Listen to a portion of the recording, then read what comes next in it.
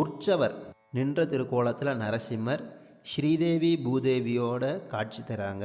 பெருமாள் நரசிங்க பெருமாள், பாடலாத்ரி நரசிங்க பெருமாள், சிங்க பெருமாள் அப்படின்னு அழைக்கப்படுது. தாயார் அகோபிலவள்ளி தாயார்.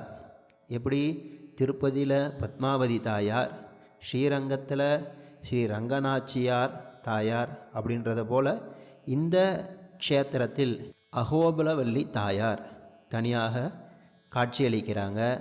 அது மட்டும் இல்லை, இங்கே ஆண்டாள் சன்னதி உண்டு. ராமானுஜர், மணவாள மாமுனிகள், பெரியாழ்வார், நம்மாழ்வார், திருமங்கையாழ்வார், குலசேகர ஆழ்வார் போன்ற ஆழ்வார் ஆச்சாரியர்கள் சன்னதிகளும் உண்டு. இந்த கோவிலில் பிரதட்சணம் அப்படின்றது சின்ன மலை தான், சுற்றி வரணும். சுமார் 100-120 படிகளில் ஏறி சுற்றி வந்தாவே இந்த கோயிலை பிரதட்சணம் ஐதீகம்.